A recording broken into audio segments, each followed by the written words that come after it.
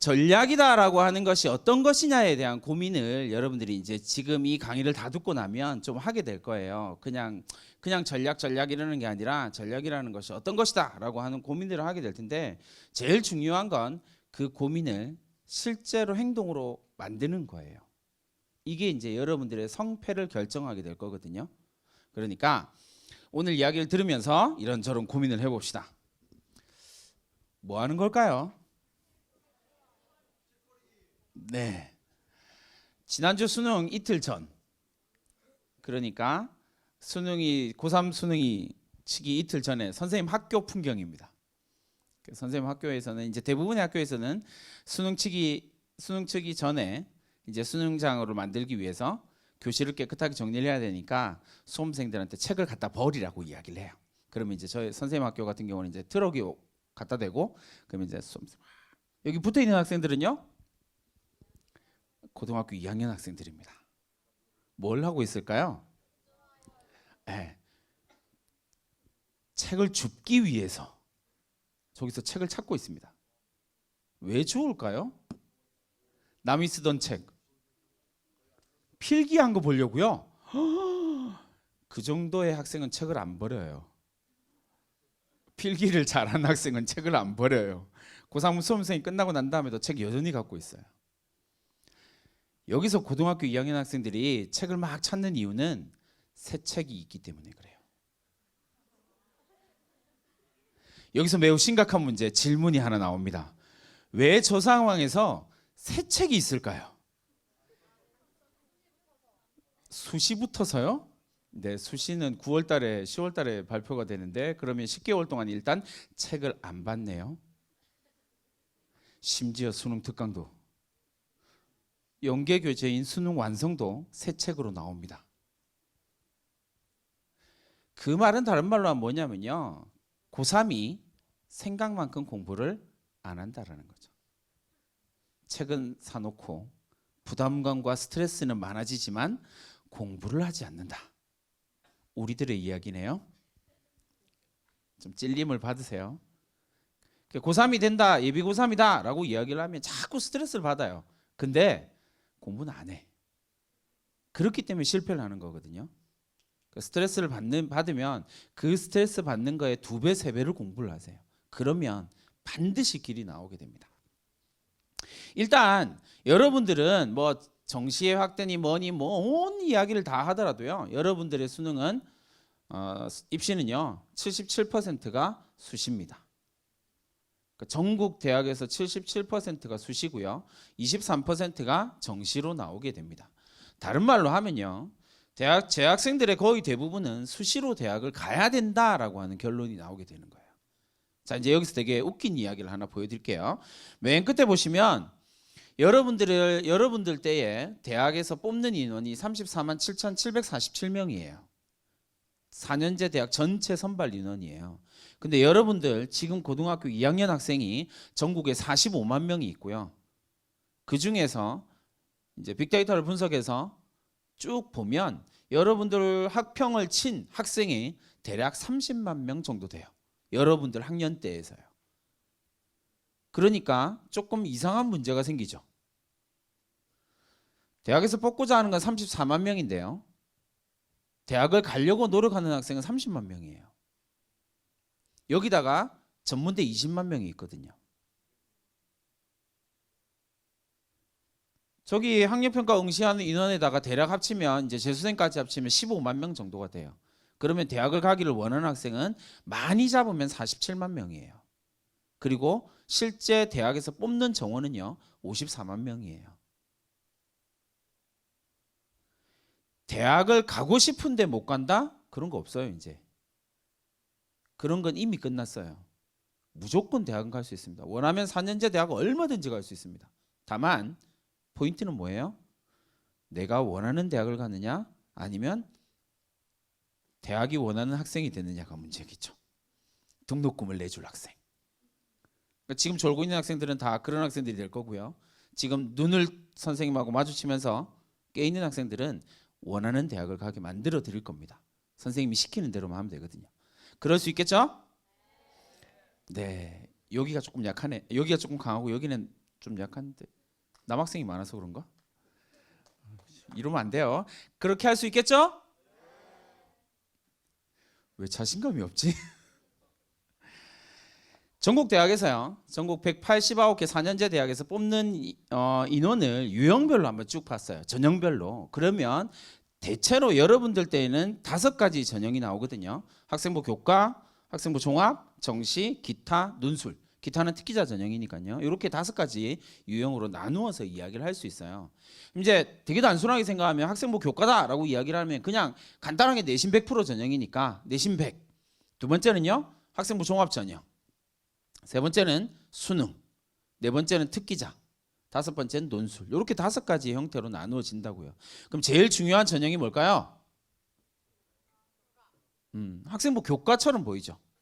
이렇게 된다고요.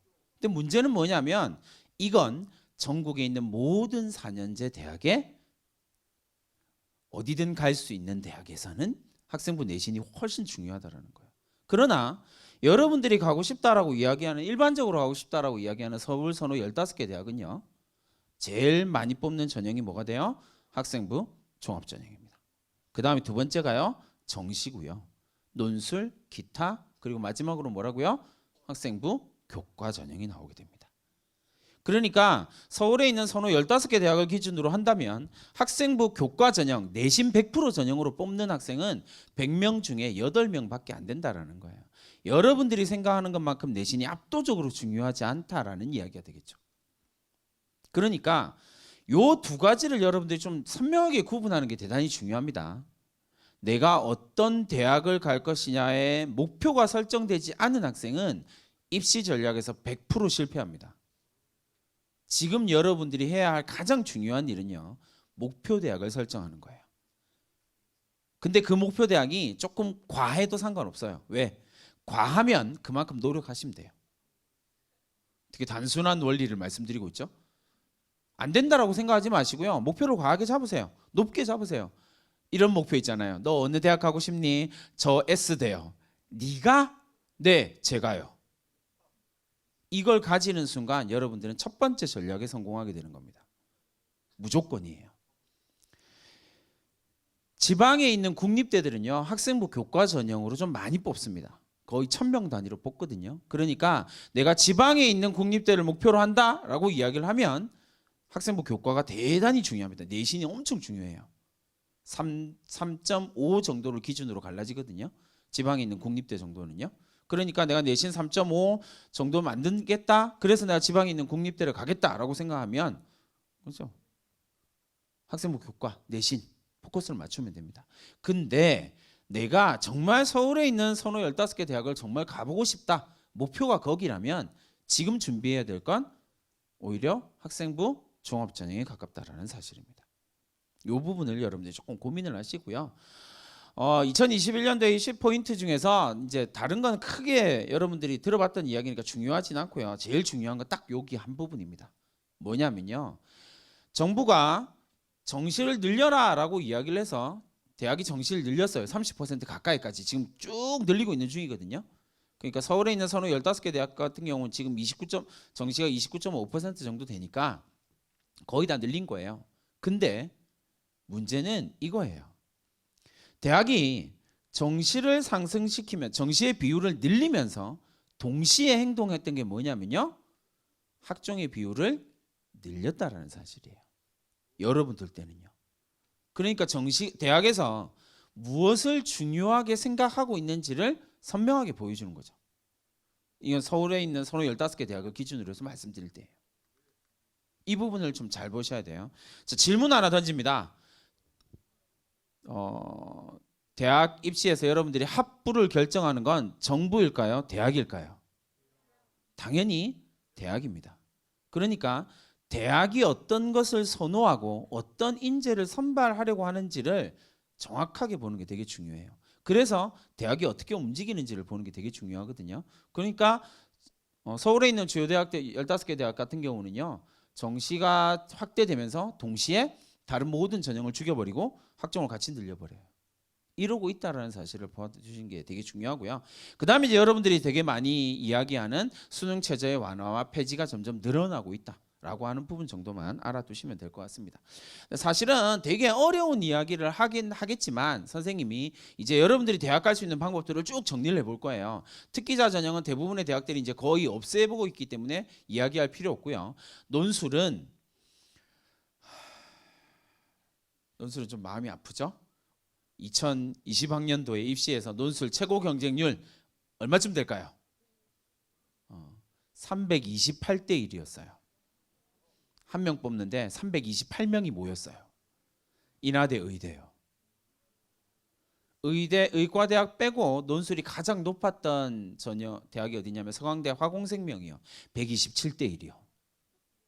논술은 접근 금지. 127대 1의 경쟁률을 뚫을 만큼 제가 우수합니다. 제가 독해력도 좀 뛰어나고 분석력도 좀 뛰어나고 그렇습니다. 127대 1 축하드립니다. 그게 아니니까 우리는 정시, 교과, 종합 세 가지의 길 가운데서 하나의 길을 찾아야 된다라고 이야기를 할 수 있을 거예요. 일단 정시부터 봅니다. 정시에 이제 스카이 이른바 말하는 서울대, 연대, 고대에 대한 이야기를 한번 볼게요. 정시에서 N수생의 비율입니다. 그러니까 수능 중심 전형에서요. 재수생, 3수생, 4수생, 5수생, 6수생, 7수생, 8수생 몇 수생까지 봤어요? 8요? N수생들이 차지하는 비율이 얼마나 되냐라고 이야기를 하면요. 서울대 같은 경우는 작년에 54% 정도 나왔습니다. 그리고요. 연대 같은 경우는요. 58% 정도 나왔고요. 고대는요. 64% 정도 나왔습니다. 그러니까 정시는 여러분들이 자꾸 착각하는 것 중에 하나인데 정시는 N수생들이 압도적인 강세를 보입니다. 비율을 생각해 보시면 되겠죠? 재학생들은 수능에서 차지하는 비율이 35만 명 정도 되거든요. 실제로는 35만 명. 그리고요. 재수생들이 차지하는 비율은 15만 명이에요. 15만 대 35만이 이렇게 비율이 나와요. 그러니까 압도적인 우위를 점하고 있어요. 게다가 올해는 이 비율이 더 높아질 거거든요. 왜요? 가면 갈수록 상위권 재수생들이 늘어나고 있거든요. N수생의 비율은 가면 갈수록 늘어나고 있어요. 매년 증가하고 있거든요. 그런데 상위권 재수생의 비율은 그거의 2배 가까이 증가하고 있어요. 왜요? 이건 조금 어려운 질문이긴 한데요. 되게 단순하게 노골적으로 이야기를 하면요. 수능 한 문제 틀리면 대학이 달라져요. 정시에서는요. 수능 한 문제로 대학이 달라지거든요. 그러니까 여러분들이 쭉 생각하는 대학에서 한 문제씩 까면 대학이 결정돼요. 10개쯤 틀리고 나면 이제 여러분들이 가고 싶은 대학은 못 가요. 그런데 내가 수능을 보러 갔어요.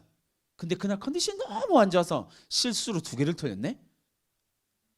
내가 가고 싶은 대학 갈 수 있을까요? 못 가요? 못 가요. 그럼 열받거든요. 어떻게 할까요? 일단 갔다가 반수를 합니다. 내가 실수한 2개를 해결하기 위해서. 그래서 그 다음에 만점을 받죠. 이런 식의 이야기들이 계속 반복돼요.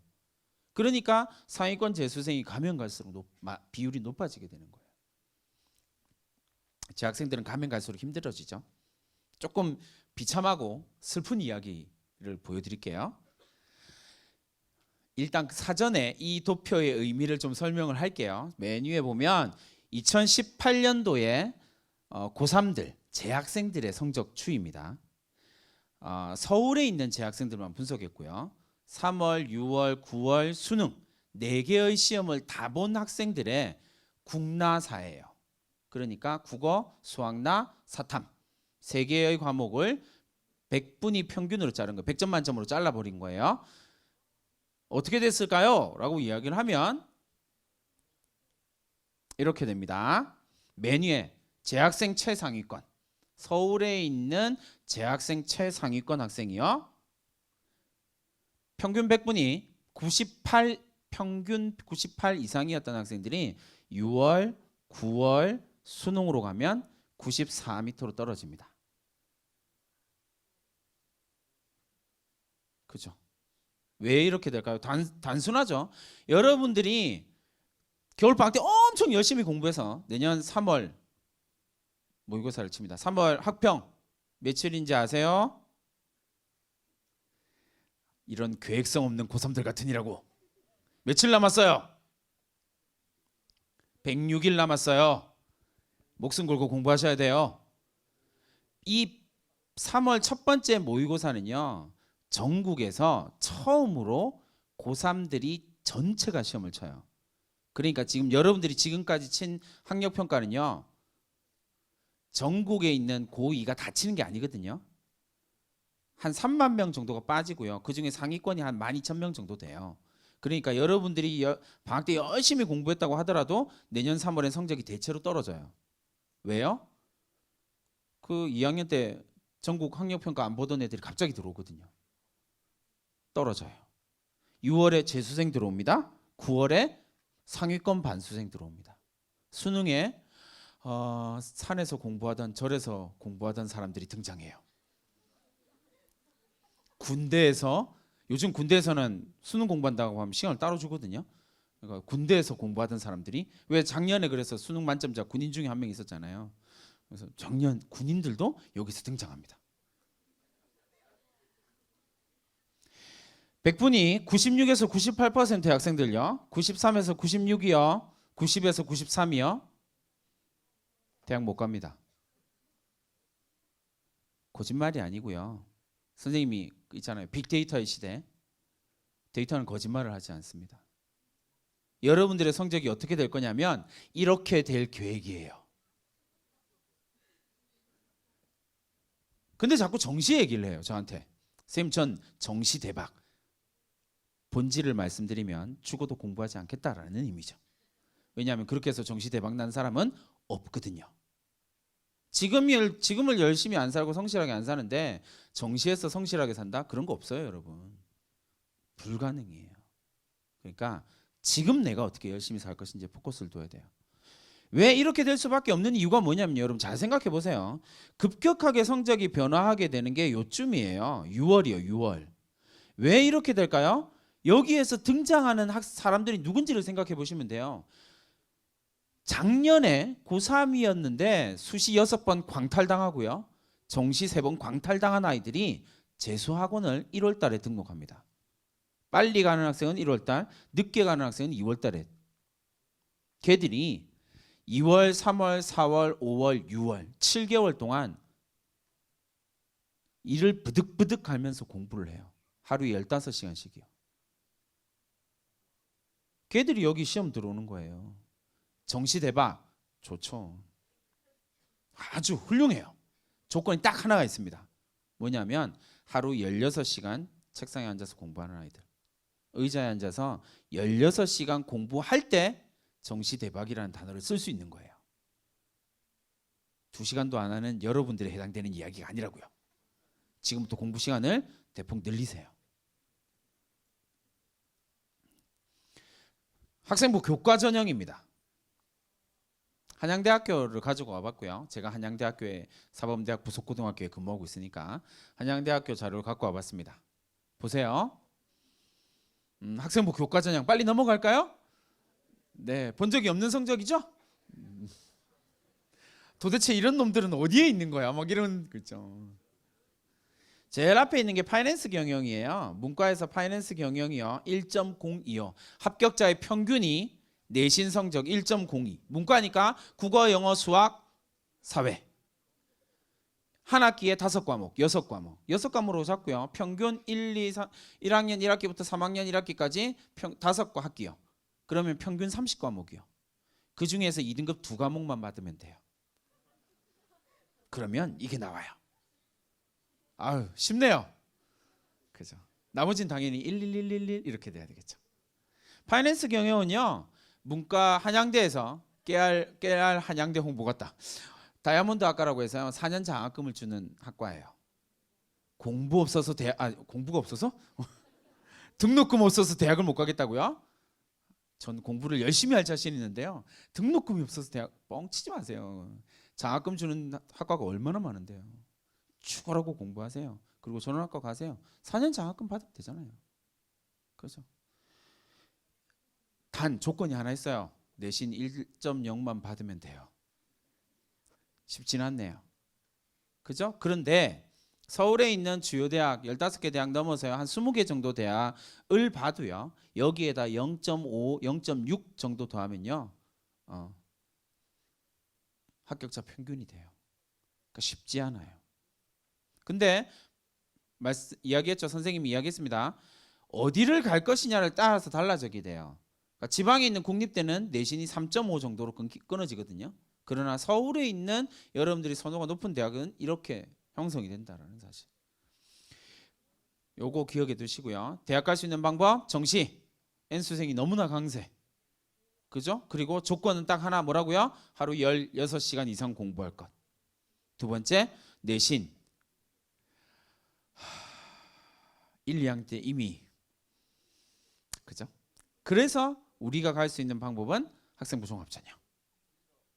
선생님 전 내신이 안 좋은데요. 일단 학생부 내신하고는 상관없는, 조금 상관없는, 많이 상관없는, 여러분들이 생각하는 것보다 훨씬 상관없는 그런 전형이라고. 일단 그 부분을 조금 더 고민해 보도록 하겠습니다. 얼마 전에 신문에 이런 기사가 나왔어요.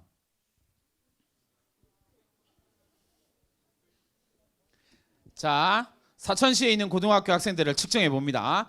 선생님 저는 지금 2학년 2학기 뭐 한 20개 빼더라도요. 선생님 전 지금 학교에서 상 80개 정도 누구나 받는 거 아니에요? 손 들어봐.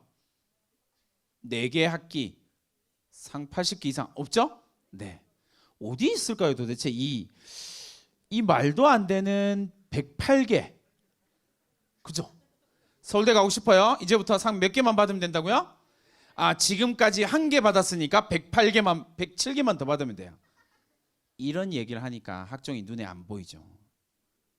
이거 되게 단순하게 돌려보세요 여러분. 그럼 서울대를 간 학생들 중에서요 상장을 100개 이상 받은 학생은 몇 명일까요? 2명. 2명인데 기사가 이렇게 나온 거예요. 103개 1명 더 있어요. 근데 그 다음 질문은 이런 거죠. 그러면 우리가 기사를 볼 때 이런 얄팍한 기사를 보는 게 아니라 우리가 보려면 뭘 봐야 돼요? 그렇다면 서울대를 서울대를 합격한 학생들의 평균 수상은 몇 개일까를 보면 정확하게 나오죠. 몇 개쯤 될까요? 한 방에 나오네요. 좋아요. 30개예요. 평균 수상 개수 몇 개요? 30개. 5개 학기로 나누면요. 한 학기당 6개. 대한민국 최고의 대학을 간다라고 이야기하는 학생이 한 학기에 6개의 상을 못 받는다? 그건 좀 말이 안 되죠. 왜요? 교과 우수상이 일단 있잖아요. 그죠? 국어, 영어, 수학, 사회, 과학. 벌써 5개네요. 그 선생님이 본 최고의 수상 개수가 몇 개냐면요. 300개까지 봤어요. 지방에 있는 A 고등학교요. 5개 학기 동안 300개의 상을 받았어요. 이 학교는 도대체 뭔지 모르겠어요. 300개라니 이건 뭐지?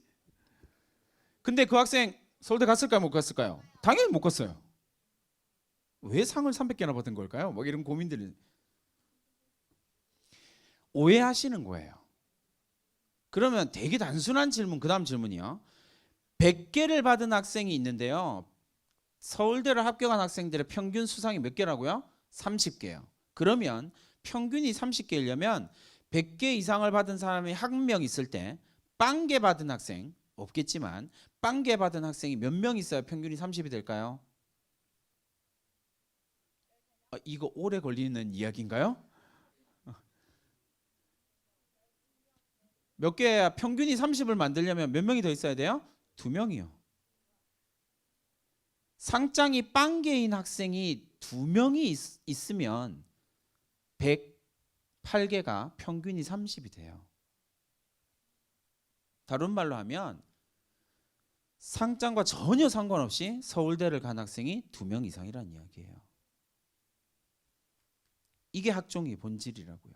이상하게 108개의 상을 받아야 돼요. 이딴 얘기를 하니까 학종이 준비가 안 되죠. 오해하지 마세요. 절대 상 개수 안 봅니다.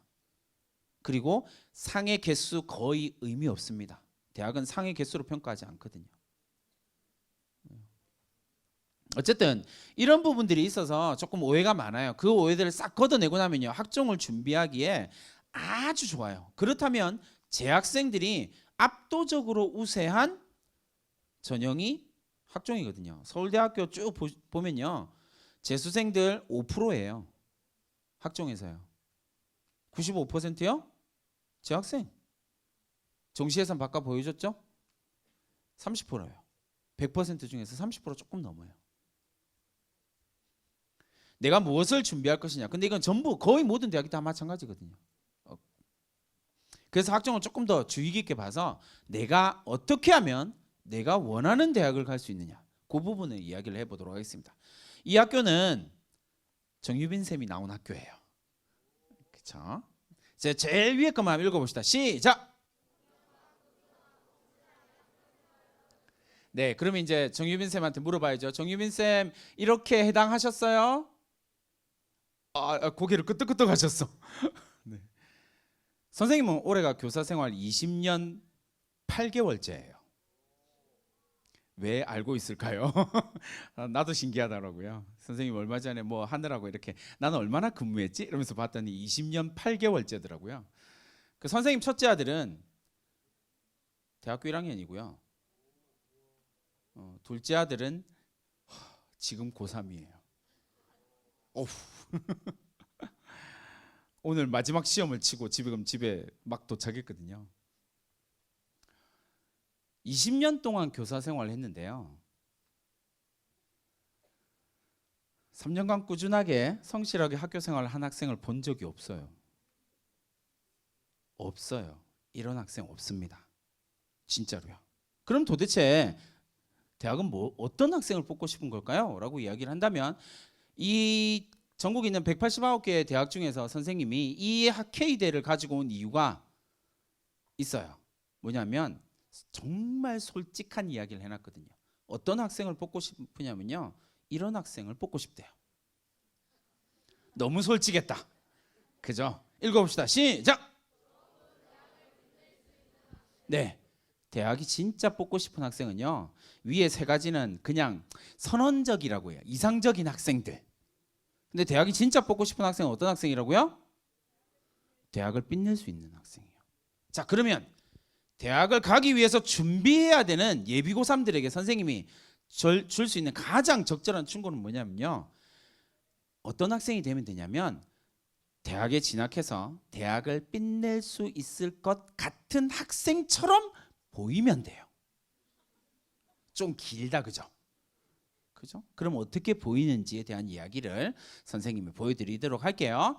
자, 이건 대학이 어떻게 학종을 평가하느냐라고 이야기를 하는 걸 좀 보여드립니다. 예를 들면요, 학교마다 대학의 학종에서 선발하려고 하는 학생의 성향이 완전히 다르거든요. 그래서 여러분 혹시 주변에 뭐 서울대나 고대나 뭐 연대를 간 학생들이, 선배들이 있다면, 친척 중에 있다면 한번 보세요. 서울대랑 고대랑 연대, 서강대랑 성대 다 마찬가지예요. 대학이 특정 유형의 학생을 뽑아요. 이게 딱 정해져 있거든요. 그래서 선생님 같은 케이스는 너는 K대 학생, K대 딱 맞아. 너는 S대지, 너는 Y대를 가야 돼 라고 이야기할 수 있어요. 왜냐하면 완전 다르거든요. 뽑는 유형이요. 그러니까 예를 들면 서울대 같은 경우는요, 제일 중요하게 생각하는 게 뭐냐면요, 네가 무엇을 궁금해하니에요. 지적 호기심을 가지고 있는 학생이 그 지적 호기심을 풀기 위해서 막 노력한 모습을 학생부에 보이면 일단 1단계를 통과시켜 놓고 면접을 해봐요. 올해, 내년에 대학 갈 학생들 말고요, 올해 서울대학교 1학년 학생들 중에서 부산에 있는 일반계 고등학교 학생이요. 일반계 고등학교예요. 부산에 있는 일반계 고등학교 학생, 건축공학과, 건축환경공학과 간 학생이요. 수학 이과예요. 이과입니다. 이과 학생인데요. 1학년 수학 내신 2등급, 2학년 수학 내신 2.4등급, 3학년 수학 내신 2.6등급. 여러분들이 생각하는 거 반대로 수학 성적이 움직이는 학생. 부산에 있는 일반계 고등학교 학생이요. 그 학생이 서울대를 갔다고요. 왜요? 뭘 보여줬다고요? 내가 무엇을 궁금해했는지를 학생부를 통해서 계속 보여줬어요. 그리고 그 궁금증을 해결해가는 과정을 학생부에다 꼬박꼬박 담아둔 거예요. 그게 있으면 됩니다. 연대나 고대 같은 경우는 학인 전발이라고 이야기를 해요. 연대는 학인 전발이다라고 이야기를 하고요. 고대는 학업 역량, 인성, 전공적 합성, 자기 개발 의지라고 하는 걸 표현하거든요. 근데 이제 이렇게 표현하고 한양대는 조금 달라요. 그러니까 전국에 있는 거의 대부분 학종을 운영하는 대학은 연대나 고대 같은 우수한 학생을 뽑으려고 하고요. 이제 서울대는 조금 독특하고 한양대 조금 독특하거든요. 그래서 이걸 좀 분석을 해보면 대학이 뽑고자 하는 우수한 학생이라고 하는 것이 어떤 것인지 정확하게 인지가 돼요. 이게 대단히 중요합니다. 그러니까 잘 생각해 보세요, 여러분. 여기 앉아 있는 학생이랑 입시 전문가 윤윤구랑 여기 장학사님이랑 그리고 선생님들이랑 여러분 부모님들에게 우수함이 뭐예요? 라고 물었을 때 다 다른 대답을 해요. 이건 너무나 당연한 이야기예요. 같은 대답을 할 수 없어요. 그러니까 우수함이라고 하는 건 다 다를 수밖에 없는 거예요. 각자가 가지고 있는 우수함의 개념이 있거든요. 그러니까 여러분들이 가려고 하는 건 대학이란 말이에요. 그러니까 여러분을 뽑는 주체는 대학이에요. 선생님이 우수하다라고 얘기하는 거 거짓말. 여러분이 생각하던 우수함이라고 하는 거 거짓말. 우수함의 기준은 누가 정해준 거예요? 대학이요. 대학이 뭘 우수하대요? 학업 역량, 전공적 합성, 발전 가능성, 인성. 네 가지가 우수하대요. 그럼 여러분들은 어떻게 돼요? 그 우수함에 나를 맞추면 돼요. 그 과정이 필요한 거예요. 우수함을 객관적으로 보여준 거잖아요. 너의 우수함을 증명해 라고 이야기를 한 거죠. 증명하면 돼요. 뭘 통해서요? 학생부를 통해서요. 봅시다. 그래서 이제 학인 전발이다라고 이야기를 해요. 이게 뭐냐면 학업 역량, 인성, 전공적 합성, 발전 가능성에 대한 이야기예요. 네 가지입니다. 학업 역량, 인성, 전공적 합성, 발전 가능성. 오늘 여러분들이 알아가야 할 가장 중요한 단어니까 시작.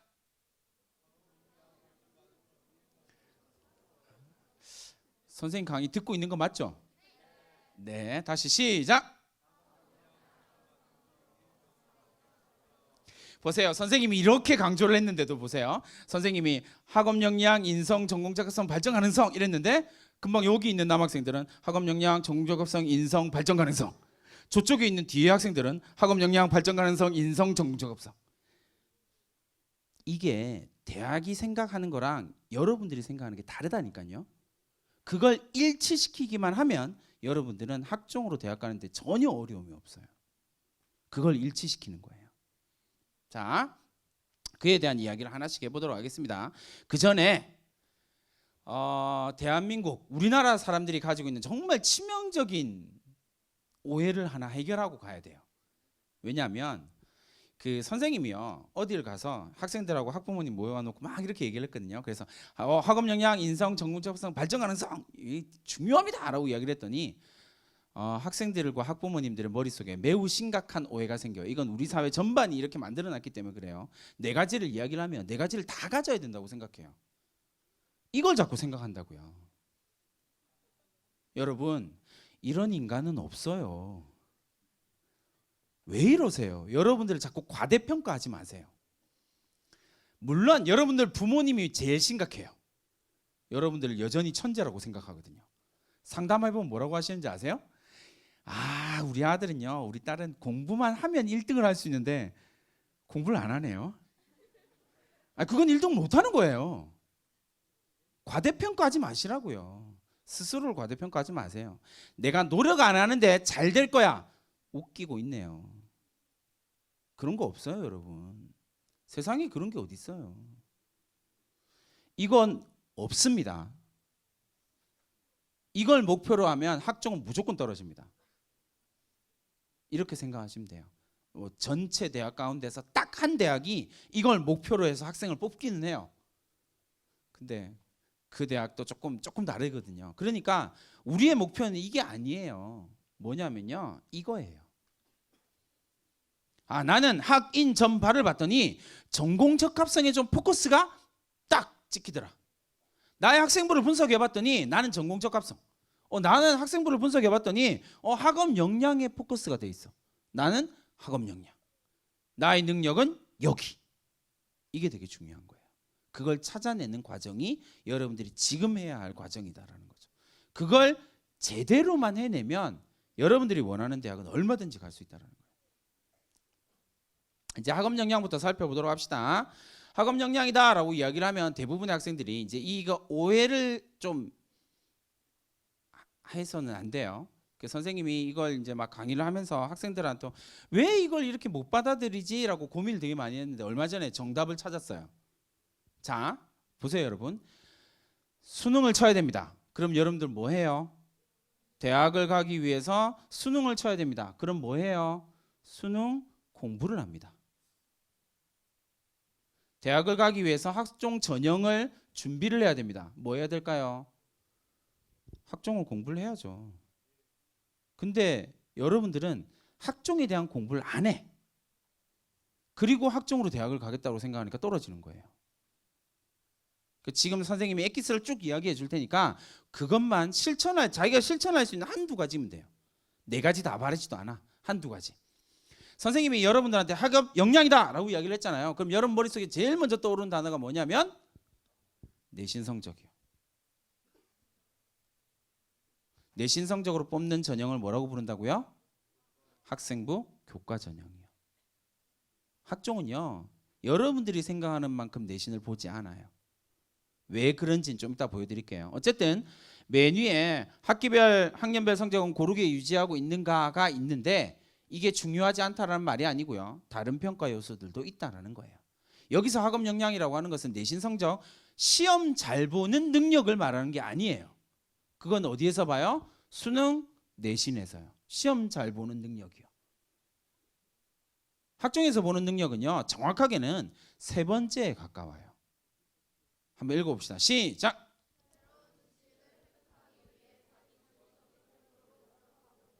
자, 질문. 여러분들의 학생부에요, 딱 두 가지가 보이면 여러분들의 학업 역량이 우수한 거예요. 여러분들 학생부에 새로운 지식을 얻기 위해서 노력한 과정이 있을까요? 1번. 두 번째는요, 학교에서 시켜서 한 게 아니라 내가 노력한 게 있을까요? 두 번째예요. 그게 있으면 여러분들은 학업 역량이 우수하다라는 평가를 받아요. 내신 성적하고 조금 상관없이요. 선생님, 전 지금 없는 것 같은데요? 2학년 학생부가 아직 안 끝났잖아요. 지금 만드시면 돼요. 어떻게 만들까요?는 조금만 고민해 보세요. 새로운 지식을 얻기 위해서 내가 노력한 것. 좀 이따 또 보여드릴 거예요.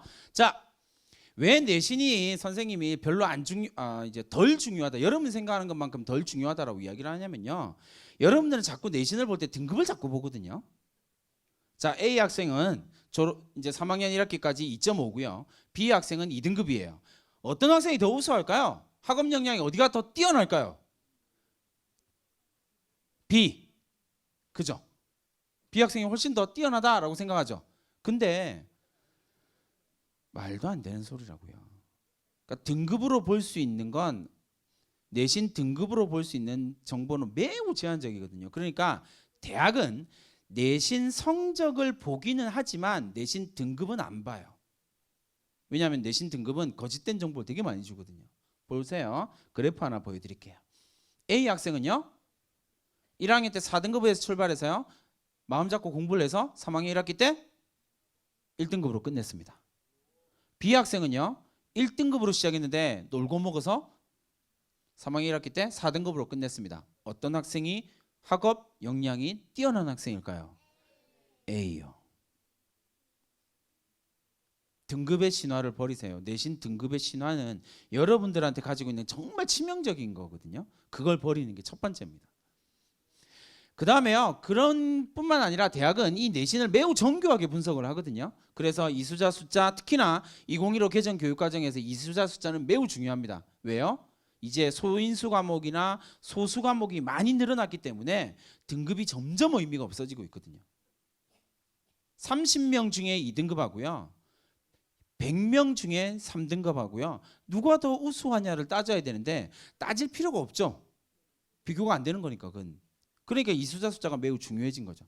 성적 추이 받고요, 기타 과목 등급 받고요, 등급 컷 매우 중요하고요. 그리고 여러분들이 시간이 없어서 다 말을 못 하는데 심화 과목을 얼마나 이수했느냐는 정말 중요합니다.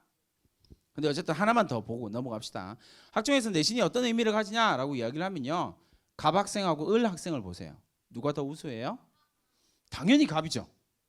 네. 근데 대학의 입장에서는요. 이걸 안 봐요. 왜요? 실제로 원점수를 보면 이렇게 되거든요. 실제로 원점수는 이렇게 나온다고요. 이렇게 나오는 경우들이 실제로 존재를 하니까. 갑 학생은요. 1등급 맨 마지막. 을 학생은요. 2등급 제일 꼭대기. 누가 우수해요? 몰라요. 몰라요. 왜요? 이건 누가 실수를 적게 하냐 많이 하냐의 차이거든요. 내신 성적도 그렇고요. 수능도 그래요. 객관식 시험이 가지고 있는 치명적인 함정이거든요. 그러니까 대학의 입장에서는요. 갑과 을이 이걸 가지고 우수함을 평가하지 않는다라는 이야기예요. 자, 하나만 더 보도록 하겠습니다. 여러분들의 내신이 실제로 이제 대학에서 어떻게 활용이 되는지, 어떻게 입학사정관들이 여러분들의 내신을 어떻게 보는지를 이제 보여드릴 거예요. 이게 어떤 의미냐면 이렇게 생각하시면 돼요, 여러분. 입학사정관들이 여러분들의 학생부를 평가할 때 하루에 10시간씩 40일 동안 평가를 하거든요. 그러니까 막노동이라고 생각하시면 돼요. 얘들이 숫자를 보면서 이 싸움을 한다? 택도 없는 소리예요. 말도 안 되는 소리예요, 그건요. 그러니까 여러분들이 내신은 전부 다 뭘로 보여져요? 그래프로 눈에 선명하게 보이죠. 어떻게 보냐면 여기 보시면 노란색으로 되어 있는 거 보이죠? 지원자 평균이에요. 그러니까 전체 이 대학 이 학과를 지원한 학생 전체 고등학교의 내신 평균, 고등학생 지원자들의 내신 평균을 보는 것. 두 번째는요. 같은 고등학교 출신 학생들의 내신 평균을 보는 것. 두 가지의 그래프가 나와요. 그러고 난 다음에 뭐가 나와요? 지원자의 평균이 이렇게 나왔어요. 예를 들어서 그러면 그 다음에 여러분들의 내신 성적이 이렇게 나오는 거죠. 그러면 이 학생은 어디에 포커싱 되어져 있는 학생이에요? 수학에 포커싱 되어 있는. 그러면 학생부에서 뭘 봐요? 수학과 관련된 활동들을 쭉 찾아보면 이 학생의 우수함이 검증되냐 검증되지 않느냐에 따라서 합불이 결정되는 거예요. 자, 인성에 대한 이야기입니다. 하고 싶은 이야기는 많은데 인성에 대한 이야기입니다. 학인 두 번째 인성이요. 인성에 대한 오해도 좀 심각해요. 근데 이제 여러 가지 오해 중에서 가장 큰 오해가 뭐냐면요. 인성이라고 생각할 때 자꾸 착한 거 이야기해요. 선생님한테 와서요. 선생님 전 진짜 성실하게 학교 생활했는데 고등학교 생활했는데요. 대학이 뽑아줄까요? 안 뽑아줄까요? 고등학교 생활 열심히 한 고등학생 대학이 뽑아줄까요? 안 뽑아줄까요? 안 뽑아줘요. 왜 그렇게 생각하세요? 무턱대고 열심히 한 고등학생 절대 안 뽑습니다. 당연한 이야기죠. 왜요? 그건 인간성에 대한 부분이지 퍼스널리티의 개념이 아니거든요. 여기서 인성은 퍼스널리티의 개념이에요. 여러분들이 이야기를 한다면 캐릭터요. 네가 어떤 캐릭터냐? 그 캐릭터 퍼스널리티, 개인적인 특성의 우수함이 어떻게 보여지냐의 문제지. 전 착해요. 대학에서 뽑을까요? 안 뽑을까요? 안 뽑아요. 착한데 누가 뽑아줘요? 근데 여러분 선배들이요. 자소서 쓸 때 전 착해요를 자꾸 자소서에 써요. 불합격. 착한 게 뭐 어때서요? 그게 뭔 상관이에요? 물론 인간성도 이 인성 요소에 들어가기는 해요. 그러나 그것만으로 절대 뽑지 않는다라는 거예요. 착하기 때문에 아니요. 성실하기 때문에 아니요. 나의 캐릭터, 나의 퍼스널리티, 나의 개인적인 특성이 어떤지를 보여주면 인성이 우수해서 뽑히기도 합니다. 그 인성의 포인트를 찍어서 선생님이 대학 보내는 애들도 많이 있거든요. 그런 건 대체로 4번 상황입니다. 이게 인성 퍼스널리티 영역에서 제일 중요한 영역 가운데 하나거든요. 한번 읽어봅시다. 시작.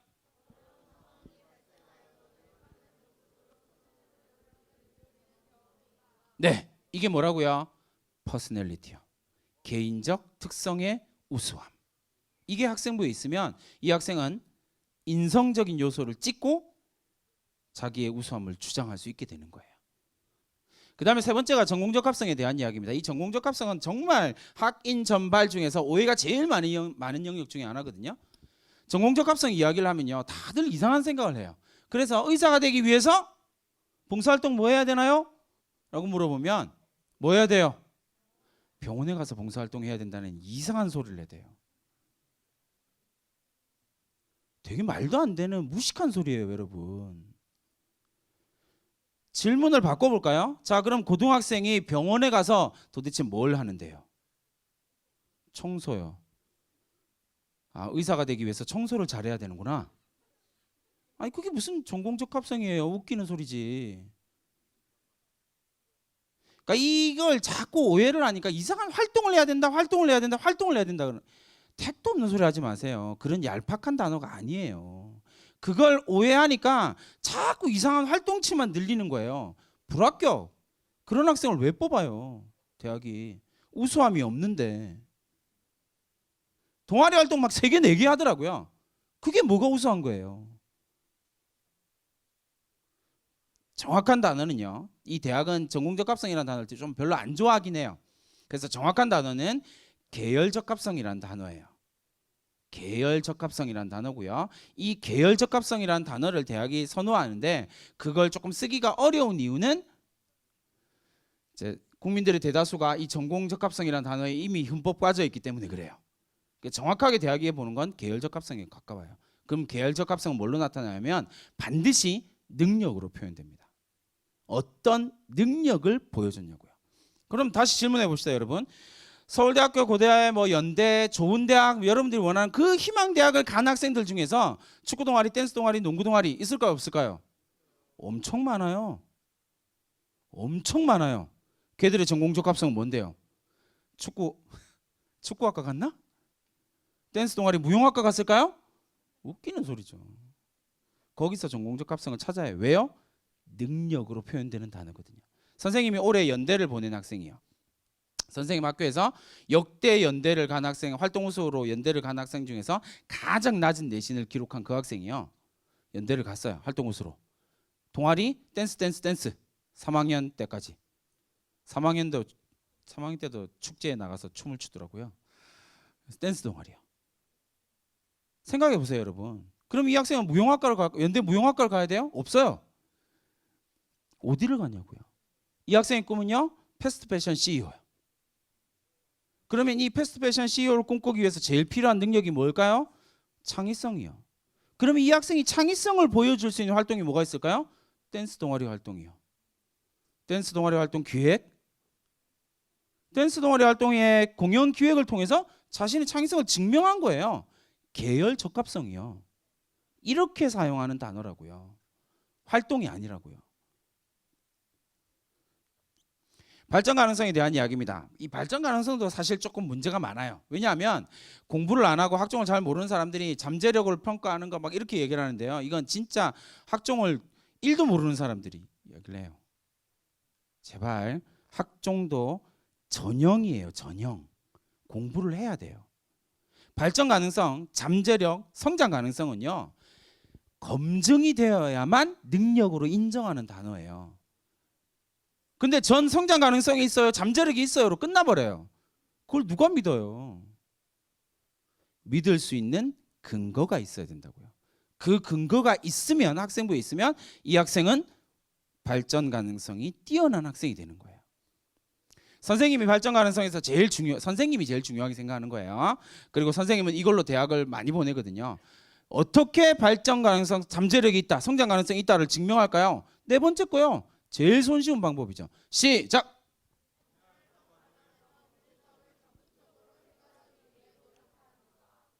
그런 적 있으세요? 자기가 원하는 대학 가고 싶으시죠? 지금부터 학교의 문제점을 찾으세요. 네, 문제점이 없는 고등학교 어디 있어요? 엄청 많아요. 그죠? 다른 말로 하면요, 여러분들이 대학 갈 방법은 무궁무진하다라는 거예요. 그 문제점 하나를 고치기 위해서 치열하게 노력하는 과정을 보여주세요. 그러면 여러분들이 원하는 대학을 갈 수 있어요. 왜냐하면 뒤에 거 보면서 얘기할게요. 여러분들이 되게 오해하는 것 중에 하나가 학종이라고 이야기를 하는 것은요, 크로스 체크가 가능해요. 그러니까 무슨 말이냐면 학종이라고 하는 건 그냥 한 부분에서 제가 우수해요, 문장 썼다고 해서 우수한 게 절대 안 돼요. 반드시 증명이 돼야 되거든요. 그러니까 자동봉진, 종합의견, 수상, 독서 이런 것들이 다 연결고리를 갖고 있어요. 예를 들면 내가 교과서 혜택에서 수업 시간에 발표를 해가지고 저 이런 발표를 했습니다. 그래서 선생님이 거기다가 와 이러한 발표를 해서 정말 우수합니다라고 적어줬잖아요. 그러면 입학사정관이 뭘 보냐면요. 독서란으로 넘어가요. 클릭하면 독서로 넘어가게 돼 있거든요. 그러면 이 발표와 관련된 책을 읽고 고민한 흔적이 있으면 이 발표는 진짜가 되는 거고요. 그게 없잖아요. 그럼 거짓말이에요. 그러면 크로스체크해서 끝난 거잖아요. 불합격이에요. 이걸 정교하게 한다고요. 깜깜이 전형 같은 소리 하고 있네요. 무식하니까 그런 이야기를 할 수 있는 거라고요. 철저하게 상호 크로스체크해요. 그 크로스체크의 결과 이런 과정들을 거쳐서 이 학생의 우수함을 증명하는 거예요. 다른 말로 하면 여러분들도 증명하면 무조건 갈 수 있다는 이야기죠. 왜요? 대학은 그 입학사정관을 두는 가장 중요한 이유 중에 하나가 뭐냐면요. 여러분 고등학교에서 발생하는 변화를 입학사정관들 반드시 체크하거든요. 여러분 고등학교에 학생부의 기록에 없던 기록이 생기잖아요. 반드시 확인해요. 그 확인이 여러분들을 합격시키는 거예요. 그 부분을 생각을 해주세요. 그래서 횡단평가, 종단평가로 이루어지게 된다. 그래서 횡으로도 1년 동안도 이렇게 체크해서 크로스체크해서 평가를 하고요. 그 다음에 종으로 5학기 동안 크로스체크를 하는 거예요. 어떤 책을 읽었는지, 어떤 교과 활동에서 어떤 이야기들이 나타나는지를 계속 체크를 하는 거예요. 그렇게 해서 만들어진 전형이거든요. 자, 하나만 보여드릴게요. 아까 땡땡땡 이야기했죠. 땡땡땡 얘기 안 했구나. 저기 그 연대 활동 우수로 간 학생, 그 댄스 동아리 활동을 했던 그 학생의 학생부의 내용이에요. 1학년 때 별거 없어요. 종합의견에 이런 내용이 있거든요. 2학년 때 이런 내용이 있고요. 3학년 때 선생님하고 뭔가를 하긴 했어. 근데 어쨌든 1학년 때 종합의견도 있고 2학년 때 종합의견도 있어요. 제일 중요한 단어가 뭐라고 했어요? 이 학생한테는 창의성이요. 창의성을 증명하면 되거든요.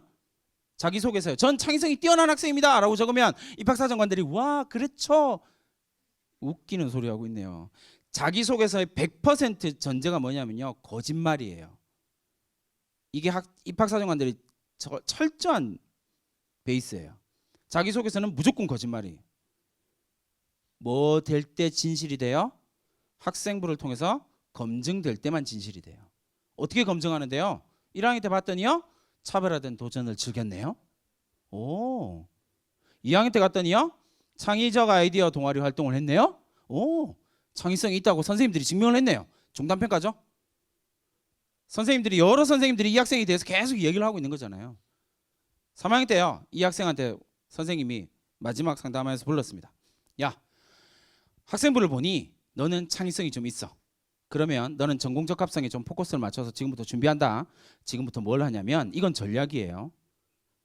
베이스를 깔아놓고 난 다음에 3학년에 올라가서 이런 전략을 세우면 되는 거거든요. 3학년 때 올라가서요. 자, 일로 와. 넌 지금부터 수학 선생님을 찾아가서 하루에 한 문제씩 수학 문제 질문을 한다.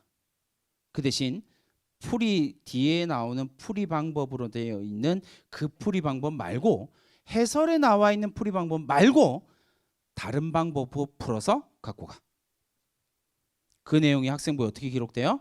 새로운 문제 풀이 방법을 시도하고 한 달 동안만 하자. 한 달이면 학교 오는 주간 4주 20일이잖아요. 20문제만 풀면 돼요. 20문제만 교과서에 없는 해법으로 풀어보는 거예요. 이 학생이 수학 성적이 그렇게 하면 쫙 올라가거든요. 2마리의 토끼를 잡는 거죠. 그러면 이 학생은요 3년 동안 5개 학기 동안 3명의 선생님이 이 학생이 우수하다라는 사실, 창의성이 있다는 사실을 증명해 준 거예요. 그럼 자소서가 뭐가 돼요? 진실이 되는 거죠. 이게 전략이라고요. 자율활동은 대학에서 자율활동을 분석하는 방법은 4가지예요. 단계별로 봤을 때는요. 학교 행사가 뭐니? 세부활동 뭐야? 학생이 뭐 했니? 그리고 교사가 어떻게 평가했니? 이렇게 나와요. 근데 이 중에서 제일 중요한 건 학생이 뭐 했니예요. 근데 여러분들의 학생부를 보면요. 이렇게 대충 나와요. 뭐 이렇게 제일 일반적으로 적혀 있는 학생부거든요. 이것도 선생님이 지방에 있는 모 고등학교의 학생부의 내용을 갖고 온 거거든요. 대체로 이렇게 돼 있어요. 근데 놀랍게도요. 대학에 가면 이 입학사정관들이 여러분들이 이 자율활동을 보잖아요. 그럼 어떻게 나오냐면 이렇게 나와요. 이렇게 나온다고요. 뭐밖에 없어요? 회장이요. 나머지 글자는 어디 갔을까요? 다른 사람하고 똑같이 기록되어 있는 내용이요. 그건 전부 다 빈칸입니다. 그건 전부 다 빈칸이에요. 그러니까 이 학생은요, 자율활동을 딱 보고 난 다음에 뭐라고 이야기할까요? 입학사정관들이 평가 불가라고 도장을 찍어요. 얘는 무조건 아웃이에요. 무조건 탈락이요. 왜요? 우수함을 평가할 근거가 없거든요. 여러분 학생부 집에 가서요, 출력해서 옆에 친구랑 성적대가 비슷한 여러분들의 친구들이랑 비교해 보세요. 빈칸일걸요? 그러니까 학종을 떨어지는 거예요. 이것만 바뀌어도요, 학생이 무얼 했니만 바뀌면 돼요. 그게 기록이 되기만 하면 되거든요. 그러니까 예를 들어서 이렇게 됩니다. 선생님이 학교에서 100명의 학생을 데리고 진행하는 프로그램이 있어요. 그러면 선생님도 앞부분에는 빈칸이죠. 빈칸이에요. 왜요? 공통 부분은 분명히 존재할 수밖에 없으니까. 선생님은 노란 부분은요, 100명 중에 1명에게만 적어줍니다. 이 학생이 진짜로 한 것. 학생이 뭐 했어요? 의문점을 가지고 질문했어요. 교사가 뭐라고 평가해줬어요? 아, 너는 지적인 호기심을, 지적 역량을 강화하기 위해서 노력했구나라고 평가했어요. 그러면 대학 교수들이, 입학사정관 대학 교수들이 요 앞부분에 뭘 했는지가 궁금해요. 그럼 클릭하겠죠. 입학 프로그램 그 컴퓨터로 보거든요. 입학 프로그램 이렇게 돼 있는 것 중에서 빈칸으로 돼 있는 거 클릭하면 이렇게 나와요. 아, 세미나 팀 활동을 했구나. 이거 15명한테 돼 있는 거거든요. 그 다음에요, 또 앞부분 클릭합니다. 그럼 이건 100명한테 적혀져 있는 내용이에요. 복사해서 붙여놓은 건 전부 다 빈칸. 그리고 내가 활동한 것만 남는다는 것. 그럼 여러분들이 학종을 지금부터 완벽한 학종을 준비할 수 있는 가장 좋은 방법은요, 내 이야기가 학생부에 남아있기만 하면 돼요. 생각보다 어려운 거 아니에요. 방금 이야기했죠. 선생님이 지금부터 뭐 하면 돼요? 수학 선생님, 국어 선생님, 영어 선생님 붙들고요, 한 달 동안 질문하세요. 기말고사 끝나고 시작해도 돼. 기말고사 지금 당장 기말고사 중요할 테니까 기말고사 끝나고 시작하세요. 질문. 궁금한 거 질문. 아니면 책 읽고 질문. 그러고 난 다음에 맨 마지막에 이 학생이 무언가를 궁금해서 계속 질문했다라는 한 문장이요, 여러분들을 1단계 통과시켜 준다고요. 한 문장이면 되거든요. 그래서 땡땡땡 서재 학교 활동이요, 세부 활동이요, 세미나팀 활동이요, 학생이 뭐 했어요? 의문점을 가지고 질문을 했어요. 그래서 교사가 뭐라고 평가했다고요? 네가 지적 역량을 강화하기 위해서 노력했구나 라고 평가해 주는 과정이 기록되면 이 학생은 우수한 학생이 되는 거예요. 이게 교과 세특에 나오면 학업 역량이 우수한 학생이 되는 거고요. 이게 자율활동에 나오면 인성이나 발전 가능성이 우수한 학생이 되는 거고요. 이게 진로 활동에 나왔다라고 이야기를 하면 이 학생은 전공적 합성이 우수한 거예요.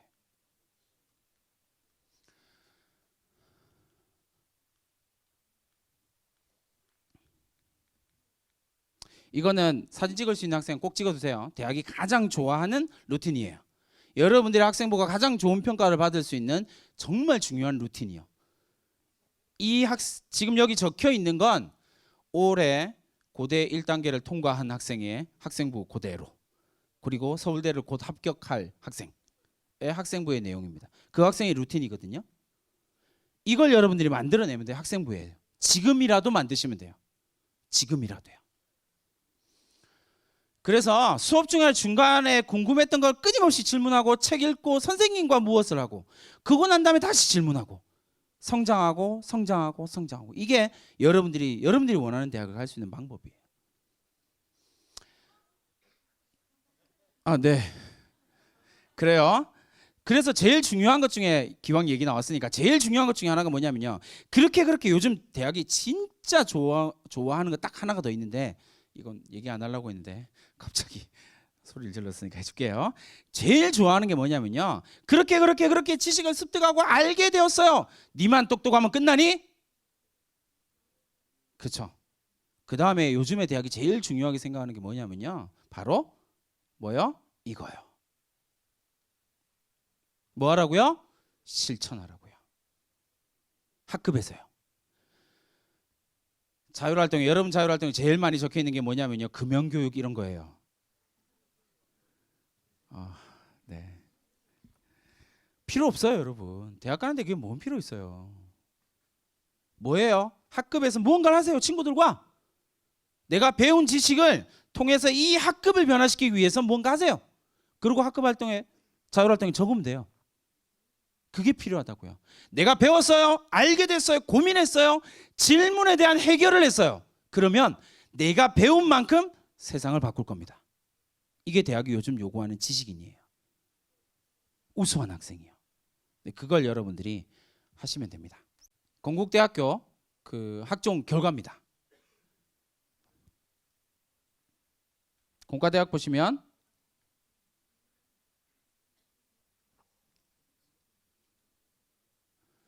지원자예요. 아니 9등급도 지원을 할 수 있잖아요. 지원자. 1단계 합격 7.8 7.8 7.8 7.2 최종 합격 6.5 7.8 거짓말 같죠?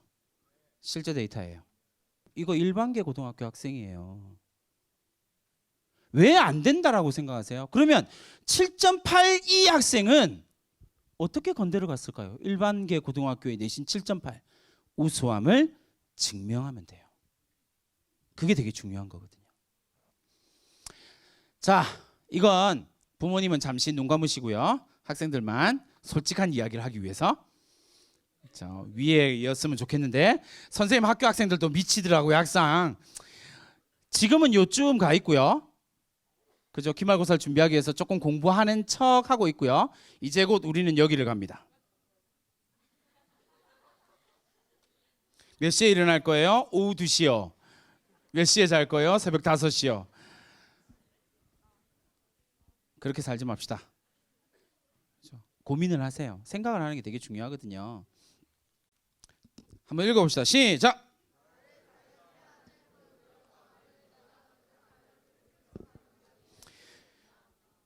선생님이 여러분들한테 지방에 살고 있는 고등학생들한테 꼭 하고 싶은 이야기예요.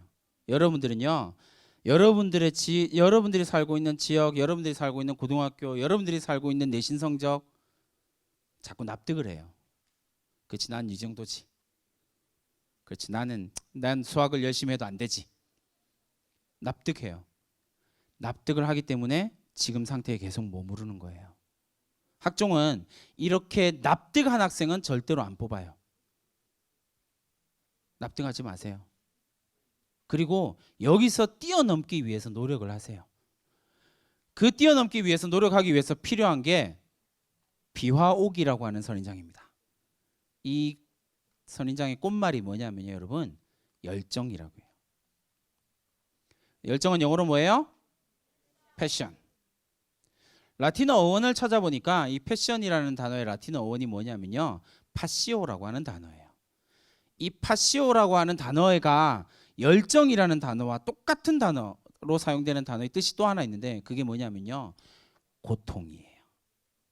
인내, 참는 것, 고난. 여러분들이 지금 상황에서 지금보다 조금 더 나아진 것, 현실을 납득하지 않고 지금보다 조금 더 나아지기 위해서 열정을 품는 순간 여러분한테는 끊임없는 고통이 올 거예요. 그 고통을 감내하면 여러분들이 원하는 대학을 가는 거고요. 난 지금 너무 마음이 편해요. 실패합니다. 그건 좌절하게 되어져 있어요. 여러분 모두가 그 열정을 품고 364일 동안 그 끊임없는 고통을 감당하는 멋진 수험생들이 되었으면 좋겠습니다. 감사합니다.